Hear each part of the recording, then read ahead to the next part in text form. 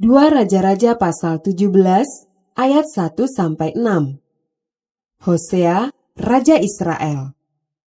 Dalam tahun ke-12 zaman Ahaz, Raja Yehuda, Hosea bin Ela menjadi raja di Samaria atas Israel. Ia memerintah 9 tahun lamanya. Ia melakukan apa yang jahat di mata Tuhan, tetapi bukan seperti raja-raja Israel yang mendahului dia. Salmaneser, Raja Asyur, maju melawan dia. Hosea takluk kepadanya serta membayar upeti. Tetapi kedapatanlah oleh Raja Asyur bahwa di pihak Hosea ada persepakatan, karena Hosea telah mengirimkan utusan-utusan kepada So, Raja Mesir, dan tidak mempersembahkan lagi upeti kepada Raja Asyur, seperti biasanya tahun demi tahun. Sebab itu Raja Asyur menangkap dia dan membelenggu dia dalam penjara. Kemudian majulah Raja Asyur menjelajah seluruh negeri itu. Ia menyerang Samaria dan mengepungnya 3 tahun lamanya. Dalam tahun ke-9 zaman Hosea, maka Raja Asyur merebut Samaria. Ia mengangkut orang-orang Israel ke Asyur, ke dalam pembuangan, dan menyuruh mereka tinggal di Halah, di tepi sungai Habor, yakni sungai negeri Gosan, dan di kota-kota orang Madai. Ayat 7-23. Keruntuhan kerajaan Israel. Hal itu terjadi karena orang Israel telah berdosa kepada Tuhan Allah mereka, yang telah menuntun mereka dari tanah Mesir, dari kekuasaan Firaun Raja Mesir, dan karena mereka telah menyembah Allah lain, dan telah hidup menurut adat istiadat bangsa-bangsa yang telah dihalau Tuhan dari depan orang Israel, dan menurut ketetapan yang telah dibuat raja-raja Israel. Dan orang Israel telah menjalankan hal-hal yang tidak patut terhadap Tuhan Allah mereka. Mereka mendirikan bukit-bukit pengorbanan dimanapun mereka diam, baik dekat menara penjagaan maupun di kota yang berkubu. Mereka mendirikan tugu-tugu berhala dan tiang-tiang berhala di atas setiap bukit yang tinggi dan di bawah setiap pohon yang rimbun. Di sana, di atas segala bukit itu, mereka membakar korban seperti bangsa-bangsa yang telah diangkut Tuhan tertawan dari depan mereka. Mereka melakukan hal-hal yang jahat sehingga mereka menimbulkan sakit hati Tuhan. Mereka beribadah kepada berhala-berhala, walaupun Tuhan telah berfirman kepada mereka, "Janganlah kamu berbuat seperti itu." Tuhan telah memperingatkan kepada orang Israel dan kepada orang Yehuda dengan perantaraan semua nabi dan semua tukang tilik. "Berbaliklah kamu daripada jalan-jalanmu yang jahat itu, dan tetaplah ikuti segala perintah dan ketetapanku, sesuai dengan segala undang-undang yang telah kuperintahkan kepada nenek moyangmu, dan yang telah kusampaikan kepada mereka dengan perantaraan hamba-hambaku para nabi." Tetapi mereka tidak mau mendengarkan, melainkan mereka menegarkan tengkuknya seperti nenek moyangnya yang tidak percaya kepada Tuhan Allah mereka. Mereka menolak ketetapannya dan perjanjiannya yang telah diadakan dengan nenek moyang mereka, juga peraturan-peraturannya yang telah diperingatkannya kepada mereka. Mereka mengikuti dewa kesia-siaan, sehingga mereka mengikuti bangsa-bangsa yang di sekeliling mereka. Walaupun Tuhan telah memerintahkan kepada mereka, janganlah berbuat seperti mereka itu. Mereka telah meninggalkan segala perintah Tuhan Allah mereka, dan telah membuat 2 anak lembu tuangan. Juga mereka membuat patung Asyera, sujud menyembah kepada segenap tentara langit, dan beribadah kepada Baal. Tambahan pula, mereka mempersembahkan anak-anaknya sebagai korban dalam api dan melakukan tenung dan telaah dan memperbudak diri dengan melakukan yang jahat di mata Tuhan, sehingga mereka menimbulkan sakit hatinya. Sebab itu Tuhan sangat murka kepada Israel dan menjauhkan mereka dari hadapannya. Tidak ada yang tinggal kecuali suku Yehuda saja. Juga Yehuda tidak berpegang pada perintah Tuhan Allah mereka, tetapi mereka hidup menurut ketetapan yang telah dibuat Israel. Jadi Tuhan menolak segenap keturunan Israel. Ia menindas mereka dan menyerahkan mereka ke dalam tangan perampok-perampok, sampai habis mereka dibuangnya dari hadapannya. Ketika ia mengoyakkan Israel daripada keluarga Daud, maka mereka mengangkat Yerobeam bin Nebat menjadi raja. Tetapi Yerobeam membuat orang Israel menyimpang daripada mengikuti Tuhan, dan mengakibatkan mereka melakukan dosa yang besar. Demikianlah orang Israel hidup menurut segala dosa yang telah dilakukan Yerobeam. Mereka tidak menjauhinya, sampai Tuhan menjauhkan orang Israel dari hadapannya, seperti yang telah difirmankannya dengan perantaraan semua hamba-Nya, para nabi. Orang Israel diangkut dari tanahnya ke Asyur, ke dalam pembuangan. Demikianlah sampai hari ini. Ayat 24-41. Orang-orang Samaria. Raja Asyur mengangkut orang dari Babel, dari Kuta, dari Awa, dari Hamat, dan Sefarwaim. Lalu menyuruh mereka diam di kota-kota Samaria, menggantikan orang Israel. Maka orang-orang itu pun menduduki Samaria dan diam di kota-kotanya. Pada mulanya waktu mereka diam di sana, tidaklah mereka takut kepada Tuhan. Sebab itu Tuhan melepaskan singa-singa ke antara mereka yang membunuh beberapa orang di antara mereka.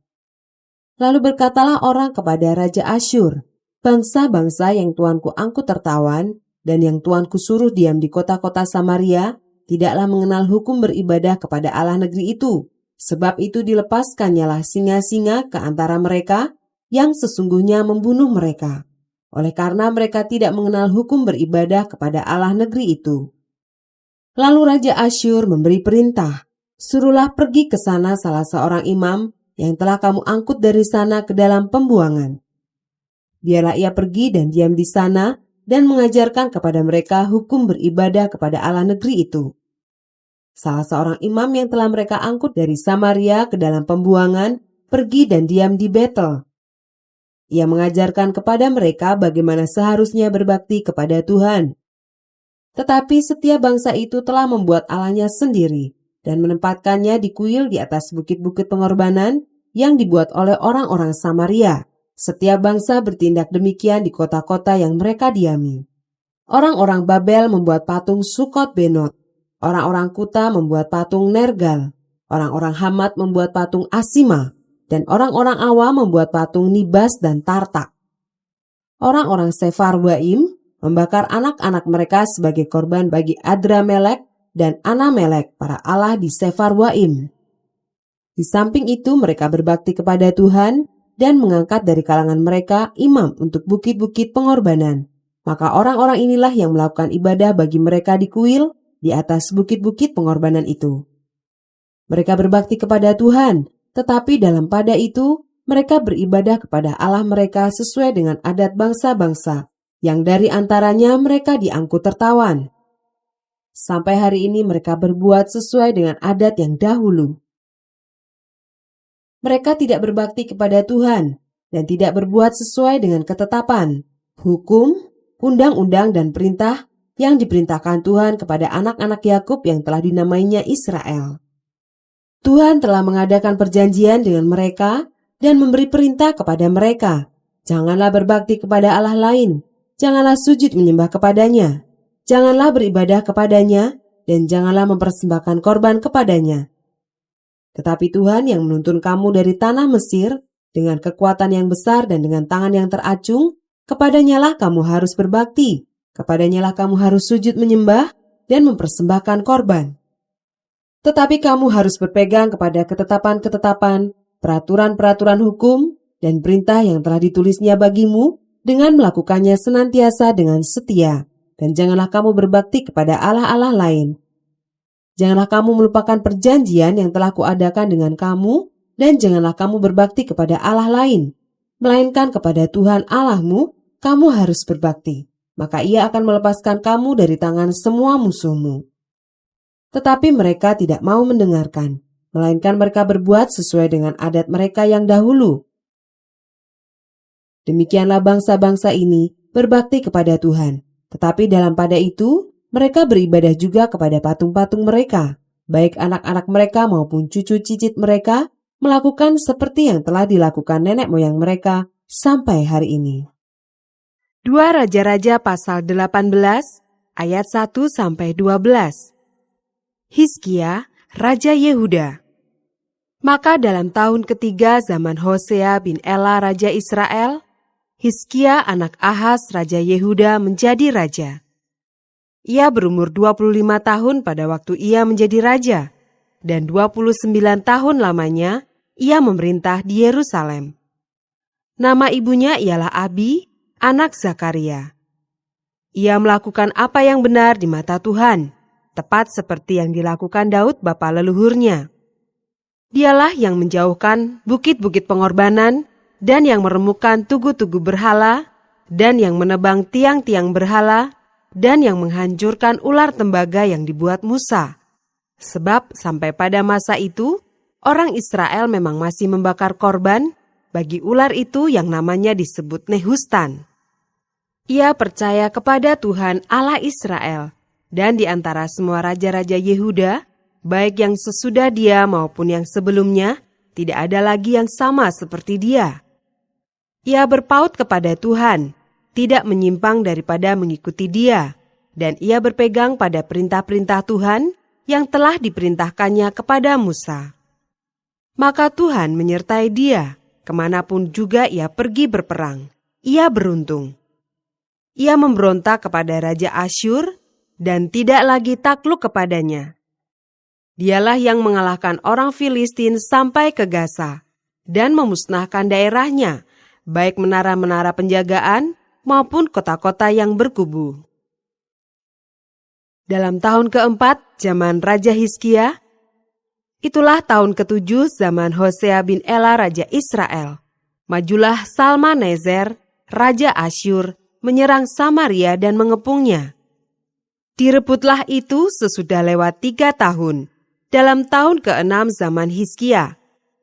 Itulah tahun ke-9 zaman Hosea, Raja Israel, direbutlah Samaria. Raja Asyur mengangkut orang Israel ke dalam pembuangan ke Asyur dan menempatkan mereka di Halah pada sungai Habor, yakni sungai negeri Gosan, dan di kota-kota orang Madai, oleh karena mereka tidak mau mendengarkan suara Tuhan Allah mereka dan melanggar perjanjiannya, yakni segala yang diperintahkan oleh Musa, hamba Tuhan. Mereka tidak mau mendengarkannya dan tidak mau melakukannya. Ayat 13-37. Yerusalem dikepung oleh Sanherib.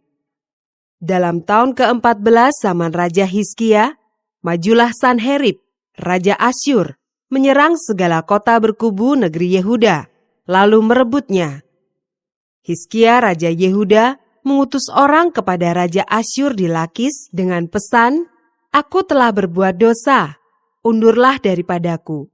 Apapun yang kau bebankan kepadaku, akan kupikul." Kemudian Raja Asyur membebankan kepada Hizkia, Raja Yehuda, 300 talenta perak dan 30 talenta emas. Hizkia memberikan segala perak yang terdapat dalam rumah Tuhan dan dalam perbendaharaan istana raja. Pada waktu itu Hizkia mengerat emas dari pintu-pintu dan dari jenang-jenang pintu bait Tuhan yang telah dilapis oleh Hizkia Raja Yehuda. Diberikannya semuanya kepada Raja Asyur. Sesudah itu, Raja Asyur mengirim panglima, kepala istana, dan juru minuman agung dari Lakis kepada Raja Hizkia di Yerusalem, disertai suatu tentara yang besar. Mereka maju dan sampai ke Yerusalem. Setelah mereka maju dan sampai di situ, mereka mengambil tempat dekat saluran kolam atas yang di Jalan Raja pada padang tukang penatu. Dan ketika mereka memanggil-manggil kepada raja, keluarlah mendapatkan mereka Elyakim bin Hilkia, kepala istana, dan Sebna, panitera negara, serta Yoah bin Asaf, bendahara negara. Lalu berkatalah juru minuman agung kepada mereka, "Baiklah katakan kepada Hizkia, beginilah kata Raja Agung Raja Asyur, kepercayaan macam apakah yang kau pegang ini?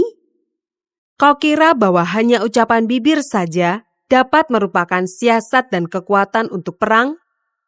Sekarang, kepada siapa engkau berharap, maka engkau memberontak terhadap aku? Sesungguhnya, engkau berharap kepada tongkat bambu yang patah terkulai itu, yaitu Mesir, yang akan menusuk dan menembus tangan orang yang bertopang kepadanya. Begitulah keadaan Firaun Raja Mesir bagi semua orang yang berharap kepadanya. Dan apabila kamu berkata kepadaku, kami berharap kepada Tuhan, Allah kami, bukankah dia itu yang bukit-bukit pengorbanannya dan mesbah-mesbahnya telah dijauhkan oleh Hizkia sambil berkata kepada Yehuda dan Yerusalem, "Di depan mezbah yang di Yerusalem inilah kamu harus sujud menyembah." Maka sekarang, baiklah bertaruh dengan tuanku Raja Asyur. Aku akan memberikan 2.000 ekor kuda kepadamu, jika engkau sanggup memberikan dari pihakmu orang-orang yang mengendarainya. Bagaimanakah mungkin engkau memukul mundur satu orang perwira tuanku yang paling kecil? Padahal engkau berharap kepada Mesir dalam hal kereta dan orang-orang berkuda? Sekarang pun, adakah di luar kehendak Tuhan aku maju melawan tempat ini untuk memusnahkannya? Tuhan telah berfirman kepadaku, majulah menyerang negeri itu dan musnahkanlah itu. Lalu berkatalah Eliakim bin Hilkia, Sebna dan Yoah kepada juru minuman agung, "Silahkan berbicara dalam bahasa Aram kepada hamba-hambamu ini, sebab kami mengerti. Tetapi janganlah berbicara dengan kami dalam bahasa Yehuda sambil didengar oleh rakyat yang ada di atas tembok." Tetapi juru minuman agung berkata kepada mereka, "Adakah tuanku mengutus aku untuk mengucapkan perkataan-perkataan ini hanya kepada tuanmu dan kepadamu saja? Bukankah juga kepada orang-orang yang duduk di atas tembok, yang memakan tahinya dan meminum air kencingnya bersama-sama dengan kamu?" Kemudian berdirilah juru minuman agung dan berserulah ia dengan suara nyaring dalam bahasa Yehuda. Ia berkata, "Dengarlah perkataan Raja Agung Raja Asyur. Beginilah kata Raja, janganlah Hizkia memperdayakan kamu, sebab ia tidak sanggup melepaskan kamu dari tanganku. Janganlah Hizkia mengajak kamu berharap kepada Tuhan dengan mengatakan, tentulah Tuhan akan melepaskan kita, dan kota ini tidak akan diserahkan ke dalam tangan Raja Asyur. Janganlah dengarkan Hizkia, sebab beginilah kata Raja Asyur, adakanlah perjanjian penyerahan dengan aku, dan datanglah keluar kepadaku. Maka setiap orang daripadamu akan makan dari pohon anggurnya, dan dari pohon aranya, serta minum dari sumurnya, sampai aku datang dan membawa kamu ke suatu negeri seperti negerimu ini, suatu negeri yang bergandum dan berair anggur, suatu negeri yang berroti dan berkebun anggur, suatu negeri yang berpohon zaitun, berminyak, dan bermadu. Dengan demikian kamu hidup dan tidak mati. Tetapi janganlah dengarkan Hizkia, sebab ia membujuk kamu dengan mengatakan, Tuhan akan melepaskan kita. Apakah pernah para Allah bangsa-bangsa melepaskan negerinya masing-masing dari tangan Raja Asyur? Di manakah para Allah negeri Hamat dan Arpad? Di manakah para Allah negeri Sefarwaim, Hena dan Iwa? Apakah mereka telah melepaskan Samaria dari tanganku? Siapakah di antara semua Allah negeri-negeri yang telah melepaskan negeri mereka dari tanganku, sehingga Tuhan sanggup melepaskan Yerusalem dari tanganku?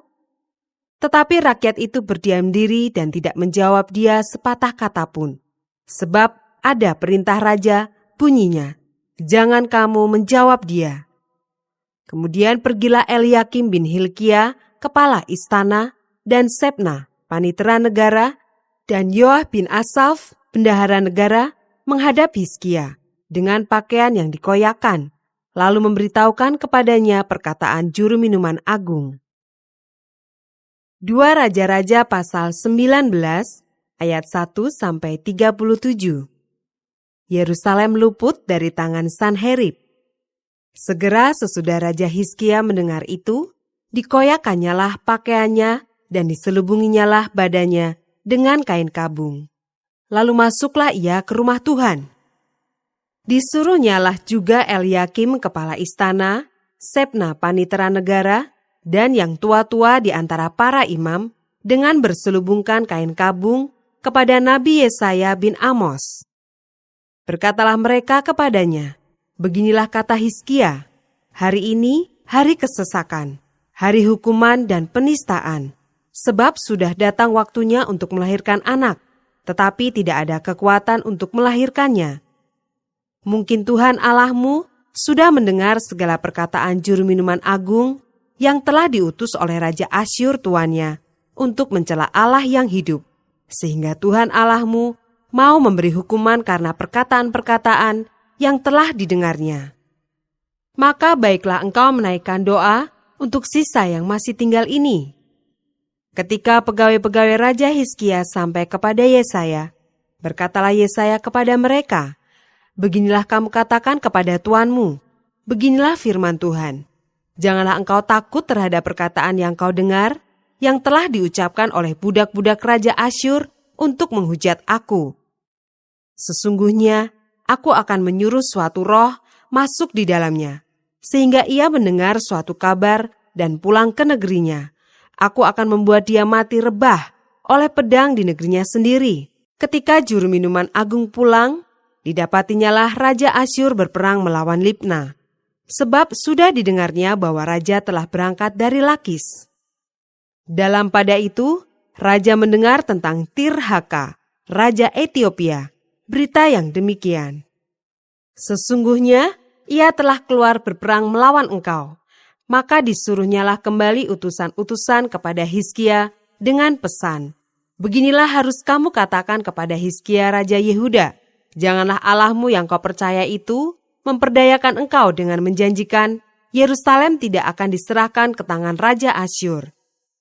Sesungguhnya engkau ini telah mendengar tentang yang dilakukan Raja-Raja Asyur kepada segala negeri, yakni bahwa mereka telah menumpasnya. Masakan engkau ini akan dilepaskan? Sudahkah para Allah dari bangsa-bangsa yang telah dimusnahkan oleh nenek moyangku dapat melepaskan mereka, yakni Gosan, Haran, Resef, dan Bani Eden yang di Telasar? Di manakah raja negeri Hamat dan Arpad, raja kota Sefarwaim, raja negeri Hena dan Iwa?" Hizkia menerima surat itu dari tangan para utusan lalu membacanya. Kemudian pergilah ia ke rumah Tuhan dan membentangkan surat itu di hadapan Tuhan. Hizkia berdoa di hadapan Tuhan dengan berkata, "Ya Tuhan, Allah Israel, yang bertahta di atas kerubim, hanya Engkau sendirilah Allah segala kerajaan di bumi. Engkaulah yang menjadikan langit dan bumi.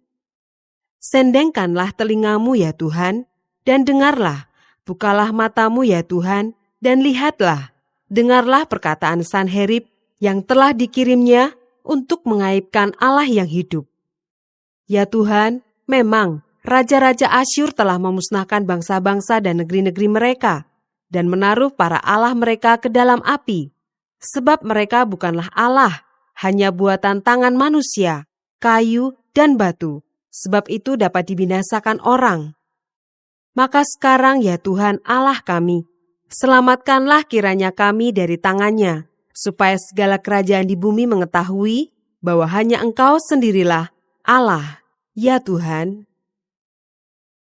Lalu Yesaya bin Amos menyuruh orang kepada Hizkia mengatakan, "Beginilah firman Tuhan Allah Israel, apa yang telah kau doakan kepadaku mengenai Sanherib Raja Asyur telah kudengar. Inilah firman yang telah diucapkan Tuhan mengenai dia. Anak Dara, yaitu putri Sion, telah menghina engkau, telah mengolok-olokkan engkau, dan putri Yerusalem telah geleng-geleng kepala di belakangmu. Siapakah yang engkau cela dan engkau hujat? Terhadap siapakah engkau menyaringkan suaramu dan memandang dengan sombong? Terhadap yang Maha Kudus Allah Israel. Dengan perantaraan utusan-utusanmu, engkau telah mencela Tuhan, dan engkau telah berkata, dengan banyaknya keretaku, aku naik ke tempat-tempat tinggi di pegunungan, ke tempat yang paling jauh di gunung Libanon. Aku telah menebang pohon-pohon arasnya yang tinggi besar, pohon-pohon sanobarnya yang terpilih. Aku telah masuk ke tempat permalaman yang paling ujung, ke hutan pohon-pohonannya yang lebat. Aku ini telah menggali air dan telah minum air asing, dan aku telah mengeringkan dengan telapak kakiku segala sungai di Mesir. Bukankah telah kau dengar bahwa aku telah menentukannya dari jauh hari dan telah merancangnya pada zaman purbakala? Sekarang aku mewujudkannya, bahwa engkau membuat sunyi senyap kota-kota yang berkubu menjadi timbunan batu. Sedang penduduknya yang tak berdaya menjadi terkejut dan malu. Mereka menjadi seperti tumbuh-tumbuhan di padang dan seperti rumput hijau, seperti rumput di atas sotoh atau gandum yang layu sebelum ia masak. Aku tahu jika engkau bangun atau duduk, jika keluar atau masuk, atau jika engkau mengamuk terhadap aku. Oleh karena engkau telah mengamuk terhadap aku, dan kata-kata keangkuhanmu telah naik sampai ke telingaku, maka aku akan menaruh kelikirku pada hidungmu dan kekangku pada bibirmu, dan aku akan memulangkan engkau melalui jalan dari mana engkau datang.